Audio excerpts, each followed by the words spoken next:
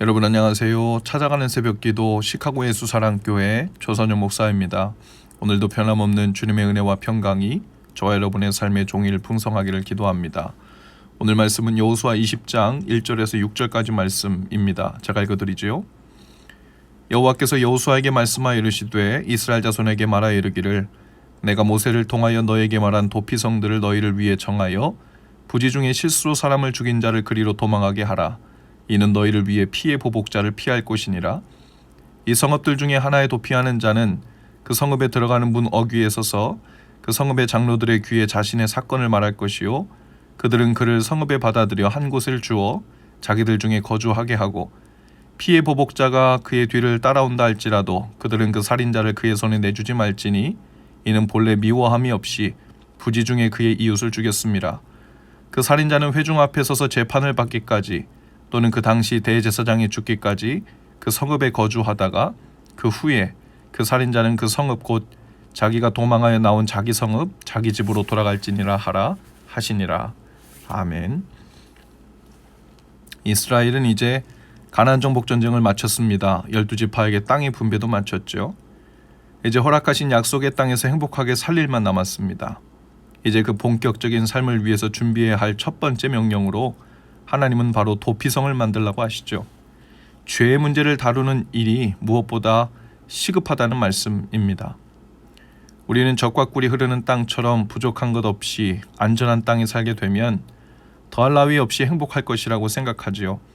마치 순결한 아이들이 이 세상에 태어나면 그대로 평생 해맑은 웃음만 있을 것 같지만 그 아이들도 자라면서 피하지 못한 일들을 만나죠. 바로 죄의 문제입니다. 죄의 문제로 고민하고 고통받고 혼란스러워하죠. 결혼한 신혼부부에게도 핑크빛 나날들만 있을 것 같지요. 그러나 에덴 동산 같을 그 신혼의 가정에도 얼마 가지 못해 죄의 문제가 고개를 들죠. 어떤 사람도 죄의 문제를 해결할 길을 얻지 못하고는 행복할 수 없고 이 땅에서 진정한 평안을 누리며 살 수 없습니다. 그래서 이제 하나님은 가나안 땅에 정착한 백성들에게 가장 먼저 이 죄의 문제를 해결할 이 도피성 세울 것을 먼저 말씀하시죠. 하나님은 민수기에서 이미 도피성 만들도록 명령하셨고 가나안 땅 분배를 한 후에 다시 한번 도피성 만들기를 당부하십니다. 부지 중에 즉 알지 못하는 중에 살인한 자 곧 과실치사한 사람들을 도피성으로 피하게 하기 위해서입니다. 하나님은 이스라엘이 가나안 땅에 들어가서 첫 번째로 이 죄 문제를 처리할 것을 당부하신 것입니다. 죄 문제는 하나님과의 관계를 깨뜨리고 사람과의 관계를 깨뜨려 결국 가나안이 그 약속의 땅이 약속의 땅 되지 못하도록 만드는 가장 심각한 문제이죠. 아무리 그 땅에 적과 꿀이 강물처럼 흐른다고 해도 죄가 들어오면 금세 자신도 다른 사람들도 지옥으로 변하기 때문에 그렇죠. 3절에 보면 특히 부지 중에 지은 죄라는 것은 우리는 알지 못하고 연약하여 죄를 짓는다는 의미이죠. 좀 더 넓은 의미에서 보면 부지 중에 지은 죄란 단순히 실수로 지은 죄뿐만이 아니라 모든 인간이 죄를 이길 수 있는 능력이 없어 지은 죄들이라고 볼 수 있을 것입니다. 하나님은 사람이 얼마나 연약한 존재인지를 아시죠. 그래서 연약한 허물을 이해하시고 용서받고 피할 수 있도록 모든 사람들의 피난처이자 도피성이신 예수 그리스도를 보내주셨습니다. 하나님은 도피성을 통하여 누구도 그 죄인을 미워하고 복수하지 못하도록 하셨죠. 하물며 자신의 아버지나 아들이나 아내가 다른 사람에게 죽임을 당했어도 도피성에 피한 자는 복수를 하지 못하도록 한 거예요. 너무한다 싶을 정도죠. 하나님이 도피성에 피하게 한 자는 어떤 피해자도 정죄할 수가 없었습니다. 물론 당시의 도피성은 불식간에 죄를 지은 사람만이 피할 수 있는 곳이었습니다. 그러나 우리에게 보내주신 예수 그리스도라는 도피성은 어떤 죄를 지은 사람이든 피할 수 있는 곳이죠. 그리고 말도 안 되는 엄청난 죄탕감의 역사를 시작하셨어요. 십자가에서 이루어진 말도 안 되는 죄탕감의 사건이 이루어지고 난 후에 그 도피성을 통하여 용서를 받고 하나님의 자녀가 된 사람들은 하나같이 다른 사람을 정죄하거나 돌로 칠 수 없게 되었죠. 하나님은 우리의 어떤 죄라도 용서해 주셨습니다. 머리털보다도 더 많은 죄를 용서해 주셨어요. 예수님은 십자가에 죽으시며 이렇게 기도하셨죠. 아버지여 저희의 죄를 사하여 주옵소서. 자기가 하는 것을 알지 못하나이다.